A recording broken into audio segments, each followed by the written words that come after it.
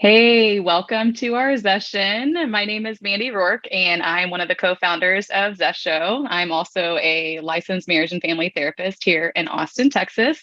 We are so excited to have all three of us here on our Zession today. And for those of you that are new or joining us for the first time, Sessions are conversations amongst clinicians, and we have a very special topic today that we're going to be talking about. And we hope that those who have experienced this or who have witnessed someone else experience it will find our conversation to be really helpful. And so, just to start us off, I want to introduce my co-founder, Sapna. And Sapna, share a little bit about yourself, as for those of you that don't, or for those that don't know you. Yeah, I'm Sapna Srivastav, as Mandy mentioned, co-founder of Zesho, current registered marriage and family therapy intern, and in the process of completing a dissertation in Florida State in marriage and family therapy, and based in Austin. And so excited for us to be joined by Cheryl today. And Cheryl, I will let you introduce yourself a little more formally. Yeah, thank you. Thank you so much for having me today. My name is Cheryl Reeley. I'm a licensed clinical social worker based in Austin. I have been licensed since 2011, so I've been in the field for a while. And I went to school in Illinois at the University of Illinois, Chicago, not Chicago, nope, Champaign-Urbana. And I like Chicago. And then I worked in the hospital setting for about 6 years doing social work there and ended up in the NICU, which has brought me around to this very special population. Wow. Yes. And the population, just to be very specific, is anyone who has experienced pregnancy and or infant loss. And so tell us just briefly a little bit about your experience in the NICU. What did you do in the NICU? What was your primary role? Yeah, so the social worker in the NICU where I worked did the social work role as well as the case management and discharge planning role, which is a lot. And it included a lot of emotional support because, no one expects to be there. It's always a shock. And it also included a lot of financial assistance. We were the only NICU in the area for, I think, over 100 miles. So parents would be coming, having to drive back and forth. And we did a lot of financial assistance. And then discharge planning, kiddos who are leaving the NICU might need a monitor or some oxygen or a G tube. And so, getting all the supplies to their house, as well as, whatever nursing care support they might need, and just getting all of that kind of wrapped up so they can take that baby home. Wow. That's super, super necessary and just profound work, but also I imagine extremely hard and emotionally very challenging just to work with so many families that are up against such, like you said, unexpected encounters, whether that be just great medical challenges or even just loss that they've experienced. So then after working, I mean, you obviously were helping support these families. Then what pulled at you to shift into more of the kind of emotional mental health perspective? Yeah, so the last year that we lived in Illinois, I was working in the NICU and I was also working at a small private practice just to kind of get a sense of if that was something that was going to be a good fit for me. And the company I worked for was really flexible and great.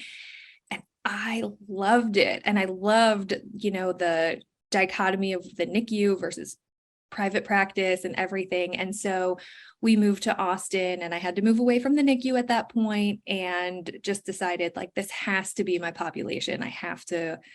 I'm just so pulled to them and everything that these families have been through. That is so awesome.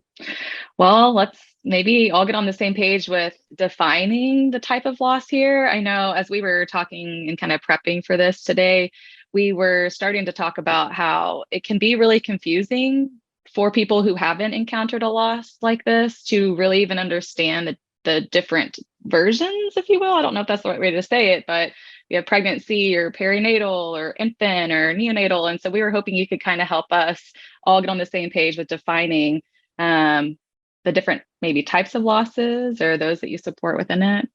Yeah, there are so many different terms. And I mean, when we think about it, they're all describing the same thing, right? Like it's a loss of a pregnancy, it's a loss of the baby. It just kind of depends on the timing, really. If we're in the medical field, if we're in the NICU or on L&D, labor and delivery, a loss before 20 weeks, we're going to call a miscarriage or a pregnancy loss. If we are after that 20 weeks, then it's more in the hospital, it's going to be called a stillbirth or a fetal demise. Now, in the general population, we do use miscarriage, and we're kind of shifting to pregnancy loss because we, as therapists especially, we like that it takes maybe a little bit of blaming words away from it. Like miscarried sounds like mom did something wrong, where she didn't. There was nothing she could have done. It was a pregnancy loss. And so also in the medical field, if we're talking about it, we're going to hear words like spontaneous abortion, missed abortion, and those words are really triggering, but it's the medical term. So it's just the timing as well as the context of what the words are. I will try to stick with whatever my client says, whatever words feel most comfortable for them. That's what I'm going to go with. Generally, when I'm speaking, I try to say pregnancy loss because it feels the most comfortable to me. Mm-hmm. Yeah, thank you for making those distinctions, because there are, like you mentioned, the different areas of, the medical terms and the societal, cultural terms, a little more political leaning terms, and then kind of the ones that we use clinically. So it's helpful to kind of get the lay of the land a little bit, and appreciate you sharing that pregnancy loss is kind of your the term that you use mostly. And then of course, well, maybe not of course, I'm assuming perhaps incorrectly, so correct me if I am, that there's a difference between just you saying pregnancy loss and then infant loss. Could you speak to that a little more? Yeah, I think for me, anything before 24 weeks, which is where this is just kind of in my head, but anything before 24 weeks, which is what we consider a viable baby, I would use pregnancy loss, because there's really nothing else we could have done, right? Yeah. After 24 weeks, we have the NICU, we have the team, and we're doing the best that we can to keep this baby alive. And so after that, I would probably say an infant loss, especially if the baby survives birth and makes it to the NICU and then passes away. And that's where we get into like neonatal and infant, which again are very similar. I guess also people use perinatal loss, which if we're really defining perinatal, it's anything from pregnancy to the first year postpartum. So I mean, you could say that and really cover everybody. Yeah. Okay. That is helpful to know. That's honestly not what I would have guessed. So I appreciate, again, like the clarification. And so in your work, in your perspective, what does the process often look like as far as processing the loss of a pregnancy or the loss of an infant? I know it's really challenging, but I'm sure you see people in different stages of their grief oftentimes too.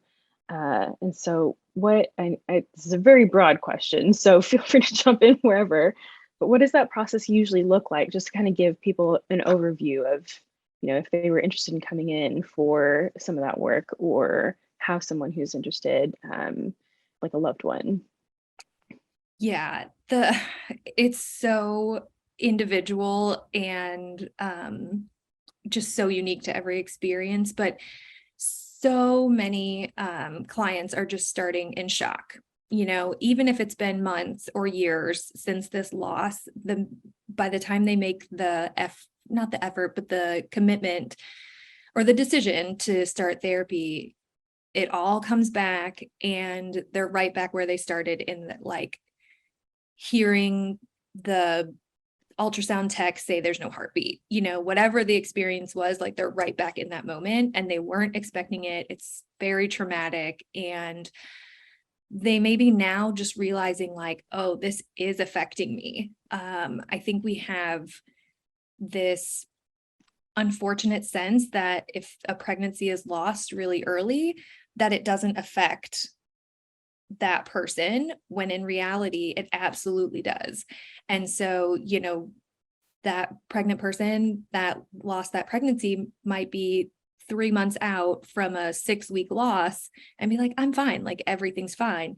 But when they really start thinking, like they're very triggered by pregnancy announcements or seeing other pregnant people around, that's when some of those things start to click and they're like, oh, I probably should talk to somebody about this. And so a lot of it is just starting with the story, especially in those early losses. It wasn't validated, and so the fact that these clients come in and can tell their story to someone like me who will validate their feelings and their baby and their loss, it might be the first time they have felt that. And so even that's part of like the process is, oh my gosh, like somebody is validating that this baby was real. Yeah.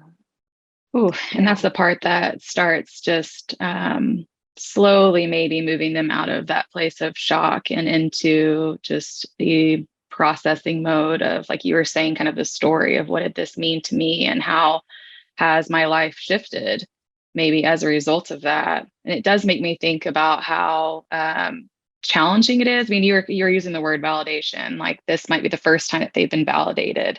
And that to me just feels so significant that it may take someone encountering this type of loss or experiencing this type of loss to maybe only receive validation through a therapist. It makes me really sad based on how like alone and isolating grief can be for someone here.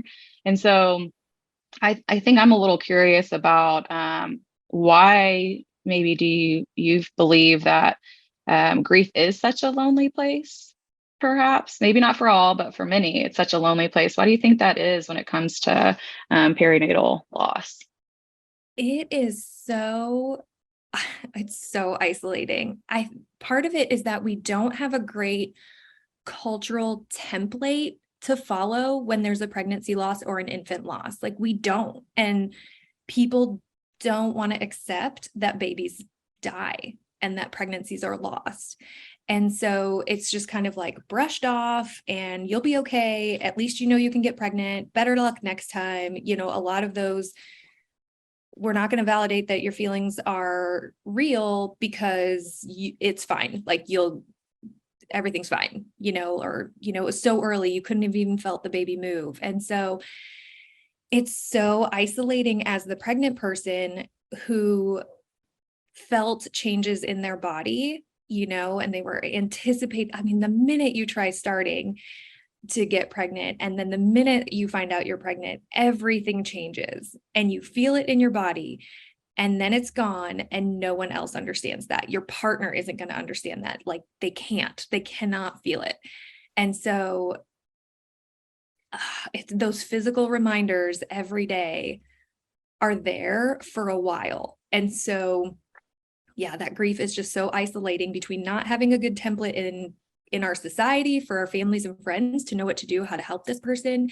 And then also because of the physical changes that are going on, it's just, a lot of women just go deep inside and hold it in, and they're going to protect this little piece of, pregnancy that they had. And it's just so hard. It's so hard. Yeah. Makes sense in that, again, it's like these different components, right? Of it's something that only, you as the person who had been pregnant has felt. Society is not sure how to handle this. It's either brush it off or like it's too much for me to actually be able to acknowledge. It's too sad. And my partner isn't someone who's experienced it, so their level of grief and just experience of the entire process is different, and can't totally understand those physical aspects that are daily moment-to-moment reminders oftentimes. And then on top of that, there's kind of this stigma or taboo around broaching the topic in society too, that kind of goes back to that cultural template that you talked about is just non-existent. But within that, there's so much isolation too, even just from other people in your social network and your community who have also experienced it, which is so unfortunate. And so I'm curious too of like how can we, you know, more broadly um, create more safe space for the people in our lives to be able to acknowledge this? Are there ways that we can be more supportive, like one-on-one even, to the people in our lives and our loved ones and our partners for that matter, who are experiencing this, to kind of aid with that loneliness a little bit? Yeah. You know, therapists like to use the term hold space, and we love saying it, but I don't think we're very good at defining what it is, right? And so I want to say that as a partner or support person to somebody who's had a pregnancy loss, like, just hold space for them. But what that really looks like is just literally just sit there and listen without any expectation, and don't say anything. Nothing that you say is going to make this better. Nothing that you say is going to take away the hurt and the pain and the loss. But you physically being there, or, you know, if you can't physically be there, but, you know, being there for that person and not,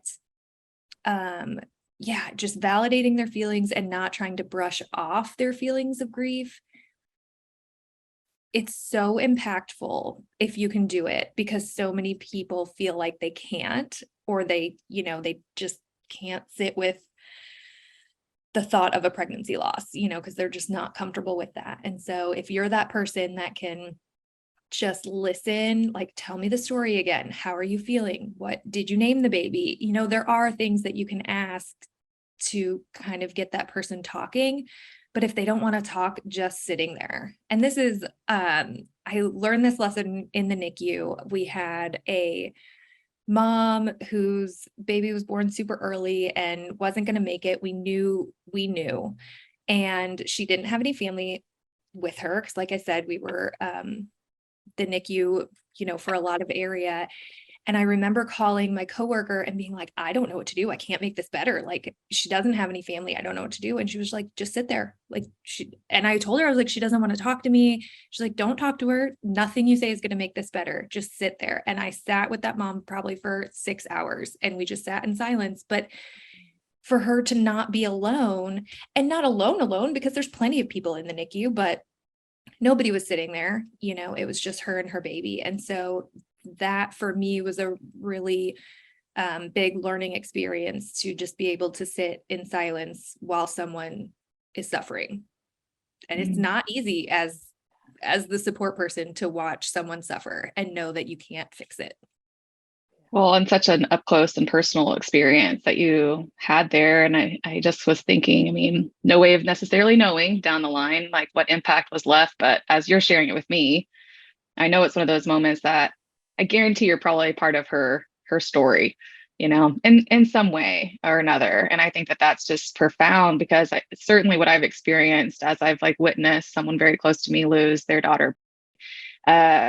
There are lots of friends and family just not knowing what to do, and it feeling like, well, I'll just kind of keep my distance so that I don't say the wrong thing, because maybe the instinct is to be more down that line of like, oh, it's okay. Like you were kind of saying earlier, some of what would be maybe named as like toxic positivity. Everything happens for a reason. You'll look back one day, and that kind of stuff. So it's like, if I can't say the perfect thing, I'm not going to say anything at all. That then further distances someone who deserves to have that space held. But just really appreciate the way you define what it means, because you are right. I think a lot of us, we just hold space, just be there. But even as a therapist, sometimes it's hard to sit in the silence and know that, hey, there may not be anything that we can do to solve this pain here, but know that I'm in it with you, and you don't have to carry it alone. And that, can be part of what starts some of that slow process of healing, really. Yeah, exactly. I think you're right. Like, people don't some people don't want to say the wrong thing. And so they don't say anything. And then there's others who say the thing and you're like, thanks, that did not help. Mm-hmm. Mm-hmm. Mm-hmm. Yeah. Yeah, it can be so challenging to even just be able to sit in that space. And especially, I'm also thinking of the partner more specifically too. If you, and any other family members for that matter, but especially the partners, kind of the other person in this with you, but also having a very different experience of it.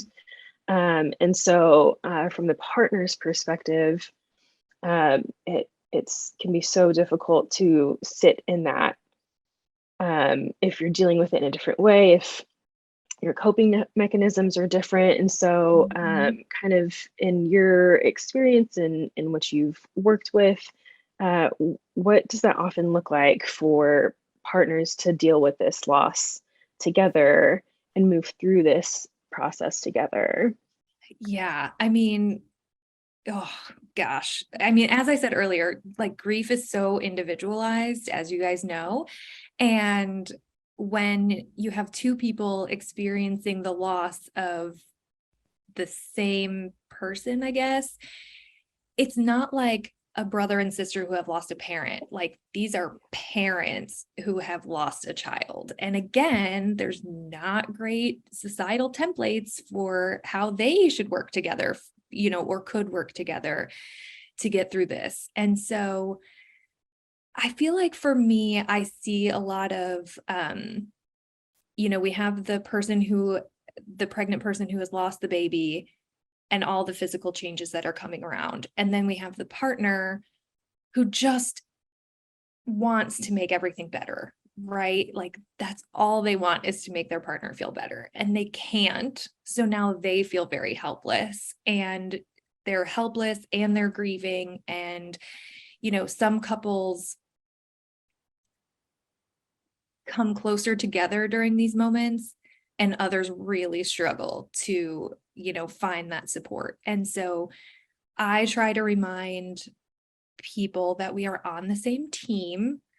No one is doing anything to like maliciously hurt the other one. Like the partner genuinely feels like this is the best thing that they can do to help or, whatever it is. And so I think reminding people that we're on the same team is really helpful, but also reminding them that their grief is going to be different. And, just because maybe dad isn't grieving as physically as maybe the mom was, doesn't mean that he's not hurting and that he's not suffering. It just means maybe he's trying to be strong and push through for her. You know what I mean? And so the grief is different and it comes out differently. And if we can just all remember that we're on the same team and that this situation is really difficult, give people some grace here and there. I think everything that you're pointing out is important because if you encounter some sort of this type of loss and you are individually grieving, there probably are some expectations that come along within the relationship of like, if I need this to feel better, then partner is going to see that, or partner should kind of know that type of thing. And I think it goes back to the holding space a little bit of almost like how can couples that have experienced this loss have some sort of like, well, not code, but some sort of like strategy for communicating? Because what occurs to me is this is such a grieving process that just almost like can swallow you whole. And it's in those times really hard, I think, for someone to access like, hey, I'm having a hard time with my grief today. And this is what I need from you. Because simply most people, if they are that overwhelmed by the grief, they're almost like offline. Like, I don't know what I need. All I know is I feel very bad and very sad and dark in this. And so, and maybe I'm just like throwing this out there to be sort of curious around strategies around how to keep that communication open between partners. Just even if it's like today is all grief and it's just one statement that you say, or just as curious of your thoughts there. Yeah, I'm very pro pre-planning. as much as we can.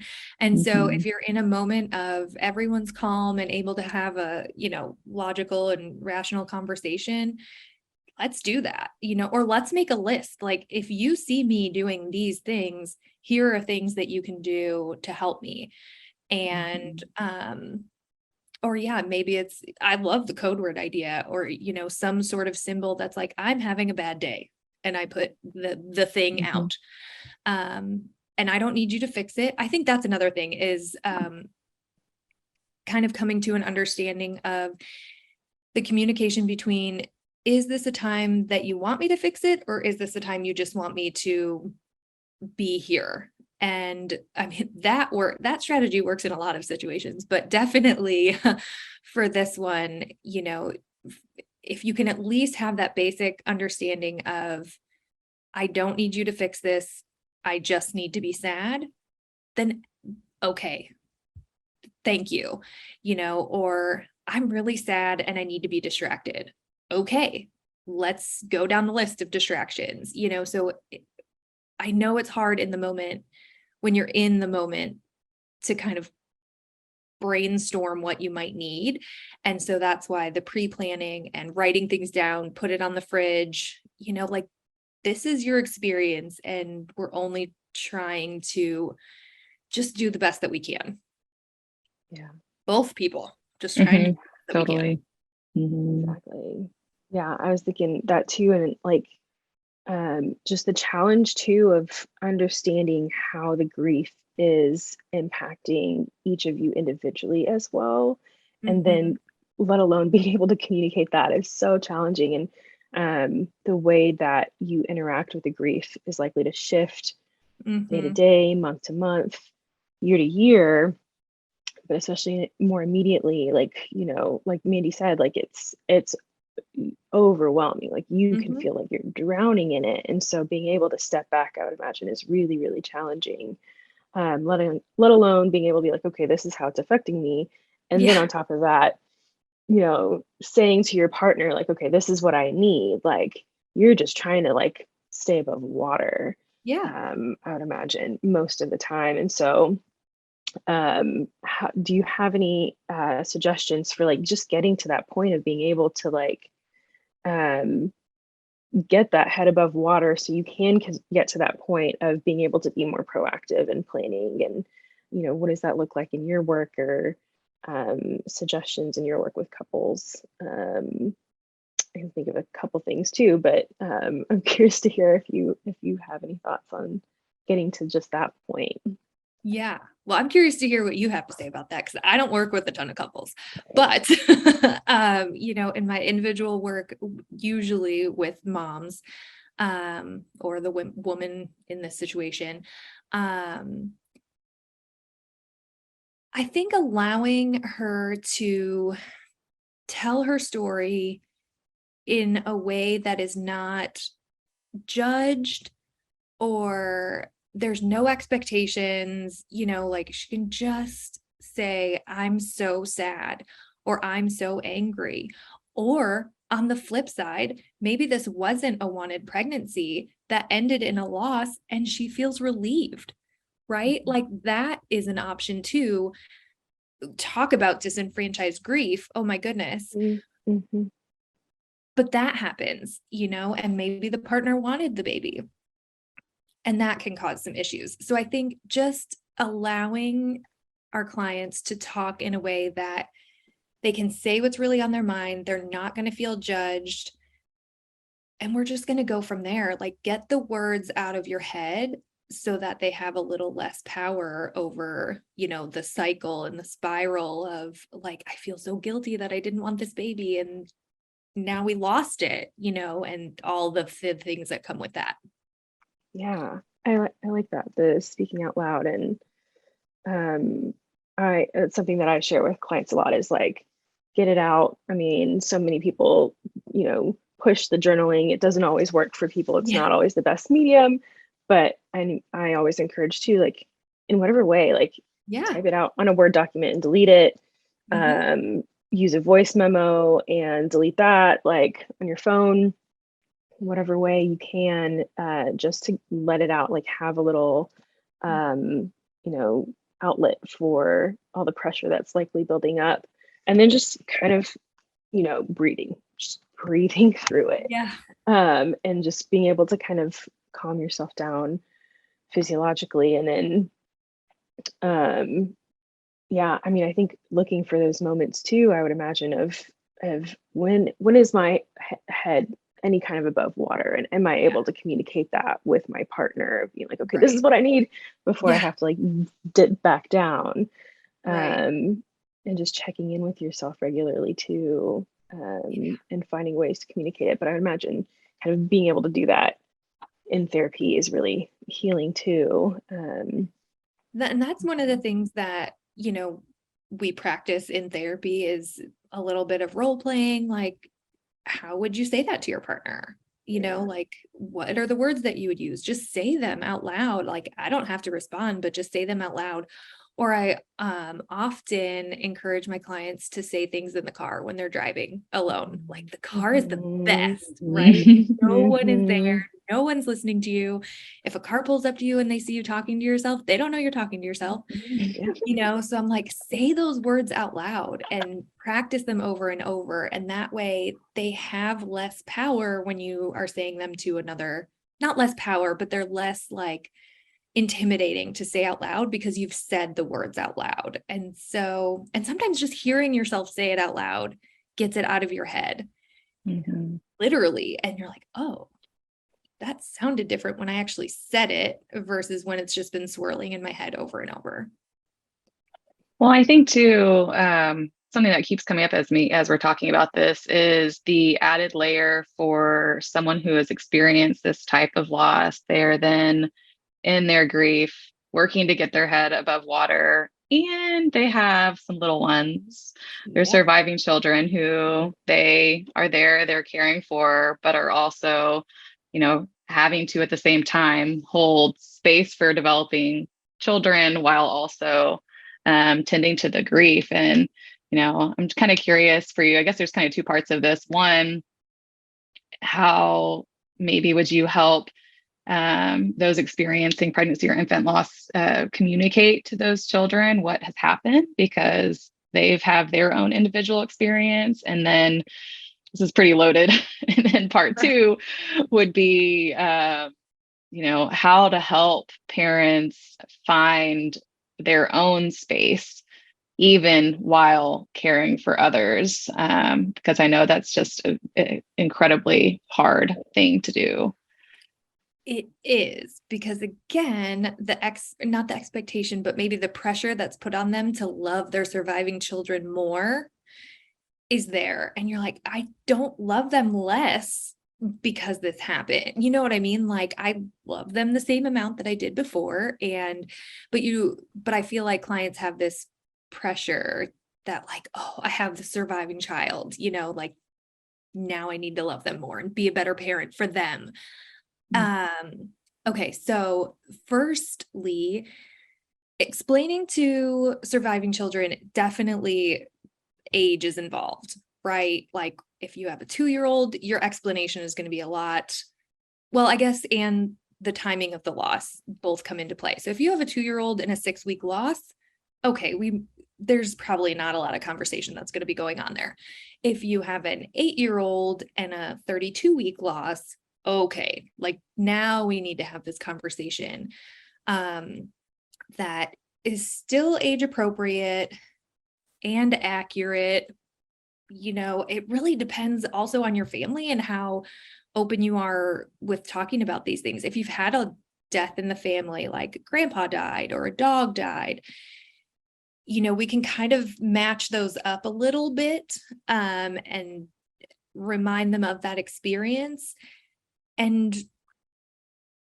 it is what it is, you know, like you can't sugarcoat a pregnancy loss. There's no sugarcoating it. It is, you know, and an 8-year-old in that example might have been very excited to be a big sibling, you know, and there might have been a crib in the room already. So all those things come into play when we're talking to kids. But I think, you know, being honest is always the best route. and just trying not to provide too much detail that they don't, that isn't going to be helpful in the long run, right? And kind of finding that balance with what kids can handle. And then, okay, wait, the second part was parents. There it is. I was like, oh, there's a second part to this. Yeah. The second part is parents finding, space for themselves. Okay, so this one, if you have family and friends that are offering to help you, take the help. You do not have to suffer through this alone. This is not the time to like pull yourself up by your bootstraps and suffer through. No, no, no.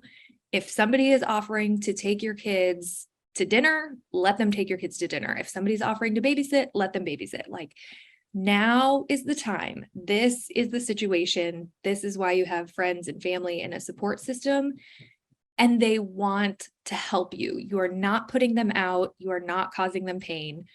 They want to help you. And so if you just need someone to take your other kiddo somewhere for a couple hours so that you and your partner can have a talk, or you and your partner can just sit and cry, or you and your partner can go to therapy, now is the time to accept help or ask for help if you don't have people offering it, because people don't know what to offer and they don't know what you need. And so now is the time to be like, I really need you to watch my kid for an hour so that I can go to therapy. Someone will be happy to do it, I promise. Yeah. And that's really often so hard to ask for, just period, and especially in those moments of grief. So definitely also something for, people who have a loved one who's experienced this, or experiencing this, to consider of like, let me know when you want me to give you a break, and I can take the kids, and you guys can have some time to yourselves. Or maybe not even let me know, like, I'm coming over tomorrow at 3:00. Yeah. And I'm taking your kid, or I'm coming over at 3:00 and you're going to go wherever, like sometimes giving people the power or the permission in the matter. And then they like, it puts it on them to reach out. And so, or, I'm bringing you dinner on Thursday. And that's it. You just don't give them the option to not let you do it. Yeah, exactly. And so I'm also thinking of, because it's so helpful to hear like how to approach those conversations with kids. I'm also thinking of like, how can the family, the community, help in honoring and memorializing and, acknowledging the difficult dates and anniversaries. What are the best approaches in that regards, from your perspective? Oh, yes, this is a good one. I think there are now so many options, and people are so creative in the way that they memorialize their pregnancy losses. And maybe the silver lining to us not having this societal template is that you can do whatever you want, which really is the best way. Right. And so if you have a loss at 6 weeks and, you have this date in your mind, you can pick which date you want to use. Do you want to use the day you found out you were pregnant? Do you want to use the day that you found out that the baby didn't have a heartbeat? Do you want to, whatever date it is, do you want to use all the dates? You can do that. And as the person who experienced the loss, using your words and telling people like, this is what I've decided to do to memorialize. My personal experience with losses, we had a lot of family losses in this one time period. And then on top of it, I had a pregnancy loss, and it was a lot. And I needed a way to like memorialize or just like cement that this baby had been real. And so I sent seeded paper to all of our family who had experienced a bunch of losses, and they wrote notes to those people, and then they all sent them back to me. And then I wrote a note as well. And then I planted all this seeded paper around this tree. And when it grew, it was like like all of our family members that had passed in this really short amount of time, like it was such a lovely reminder to them or of them. And so that's just one way. Like people love balloons, there's ornaments. One of my friends who had a loss, she has a special angel ornament that she puts on her Christmas tree, and like that's just how you do it. So it's whatever is most meaningful to you. And then as the family and as the community, you just support that person, whatever they decide. You don't have to, it doesn't have to be what you would have done. And you don't have to understand it, or you don't have to believe it, but just supporting that person, that they made this decision and this is how they're honoring their baby. Go with it. There's no reason to argue with that, right? Like just support them and be there. I love it. I think your story is so beautiful too. And I think it's one that someone could really benefit from hearing too, because I think that is part of it. And the grief of how will I have my own individual relationship to this person that I lost and too soon, that I very much imagined a different future with. And it's like, how can I find ways to connect to this person, but also to my experience. And it's so beautiful. I've also really connected with colors too. It's been a big one and it's shown up so much in my life within my experience of every time I see yellow, I know exactly Angel Bree is who I'm thinking about. And it's such a beautiful way of like being able to also communicate with those who have lost, like, hey, I thought of you today, or I thought of your baby today. And Yes. but it does take a little bit of creativity and Yes. kind of going back to that pre-planning a little bit of like, hold on, I feel, maybe this goes back to what Sepna was saying a little bit. Like, I feel like I'm treading water. I feel like I don't have anything to kind of like hold me. And I think that some of these rituals, if you will, or connecting points, grief, memorializing points are ways that can kind of anchor you a little bit, or just like hold you steady of like, I know that there are these benchmarks throughout the year that I can kind of hold on to and like take space for myself to honor this profound loss. Yes. Oh my gosh, I feel like we could keep talking for so many more hours. I'm curious, are there any kind of like final thoughts or questions that we haven't hit on that might be good to kind of jump in that feels really important? I think just remembering that, supporting the person and the people who have lost a pregnancy or an infant is the best that we can do. We're just going to support them and allow them to talk. And actually, to your point, mentioning that, like, I saw yellow and I thought of your baby today.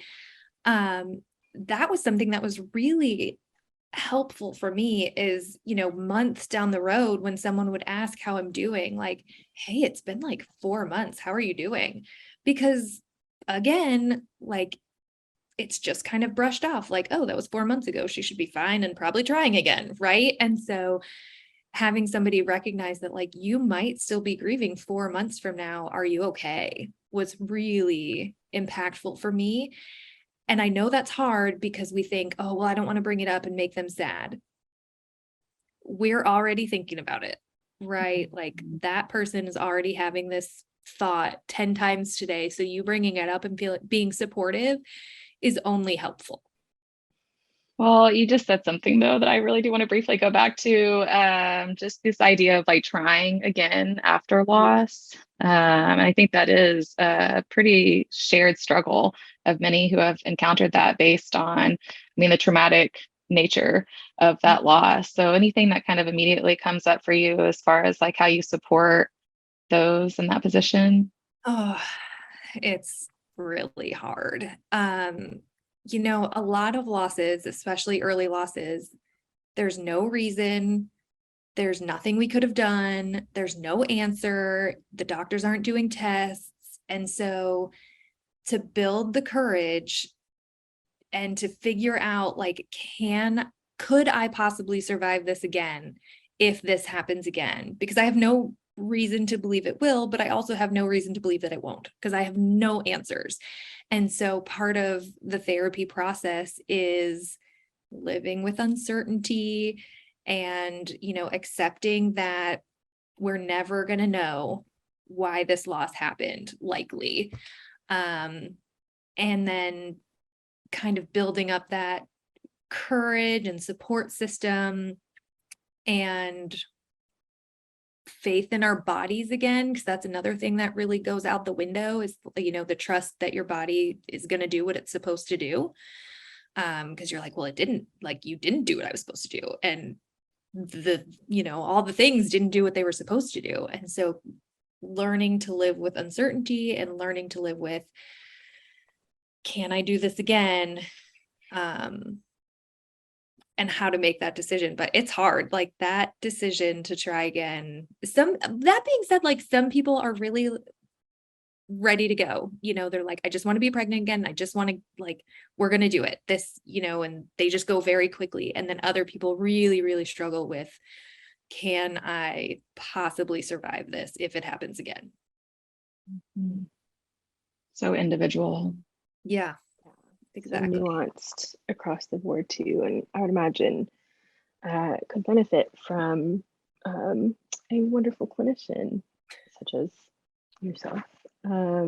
Absolutely in all stages, of course, too, and especially that one. It's definitely a challenging one, and often I would imagine, along with so many of the experiences that we've discussed today, difficult to lean on your support system in this one, especially when it's such a private, intimate decision. Yeah. To go for it again whenever, if and when you're ready, deciding if and when you're ready between you and your partner. So many factors kind of piling in. So thank you for sharing those thoughts. Thank you for sharing all of your perspective on this topic today. It's not easy, but we appreciate kind of your openness and your experience kind of shining through on this really important topic that, again, as you mentioned, we don't have a societal template to talk about. And so I'm hoping that this conversation was that much more powerful because of that. It was for me, at least. So I appreciate that. But also wanted to offer the opportunity of, like, where can people find you as far as resources go, working with you go, potentially working with you goes. Where can folks find you to get more of your brain and your perspective? Yes, I have a website. It's www.CherylReeleyLCSW.com, and you can find me there. It just has a little bit more about me and the specialties that I work with, and I'm on Instagram at Cheryl Reeley LCSW or Cheryl Reeley LCSW. Yeah, that's it.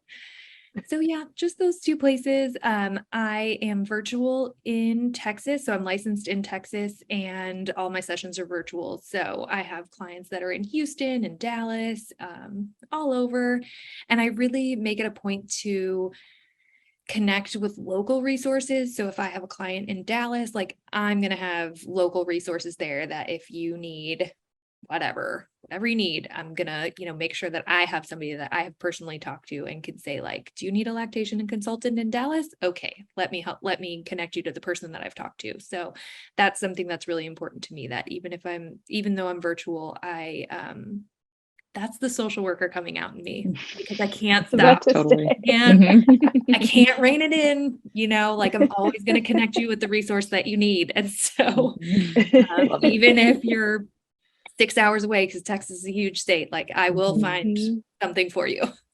Yeah, I love that.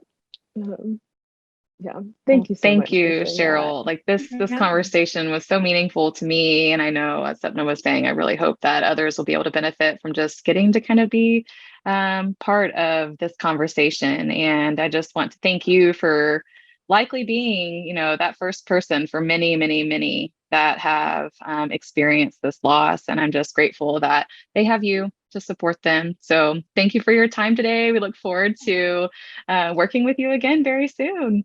Go find Cheryl, y'all. All right. Thank you. Thank